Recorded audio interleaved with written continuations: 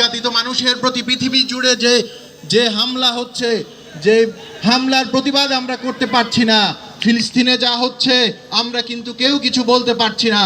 এই যে দুর্বলের উপরে সবলের যে আক্রমণ, এগুলো যদি এখন থেকেই যদি আমরা প্রতিবাদ না করি, বিশ্ব যদি এর বিরুদ্ধে রুখে না দাঁড়ায়, তাহলে এক সময় কিন্তু মানব সভ্যতা হুমকির মুখে পড়বে। আমরা নিজেরাও ছোট ছোট দেশ যারা আছি, আমরাও কিন্তু নিরাপদ থাকবো না। আজ আমাদের সময় এসেছে এইসব অন্যায়ের বিরুদ্ধে দাঁড়ানোর, এইসব অন্যায়ের বিরুদ্ধে প্রতিবাদ করার। আর আমাদের সুশীল সমাজ যারা আমরা আছি, যারা বাংলাদেশের প্রতিনিধিত্ব করেন, তাদেরকে বুঝতে হবে আমরা যে এই যে আমেরিকার সাথে আমরা ট্যারিফ চুক্তির বাস্তবায়নের জন্য তাদের সাথে যে ট্যারিফ চুক্তি দিয়ে আমাদের যে এলএনজি যে ব্যবসার যে দেন দরবার হয়েছে, সেখানে আমাকে ব্যাক ক্যালকুলেশন করে দেখতে হবে ট্যারিফ থেকে আমি কত লাভ পাচ্ছি, আর আমার এলএনজি এনে আমার দেশের পরিবেশ আমি কতটুকু ধ্বংস করছি।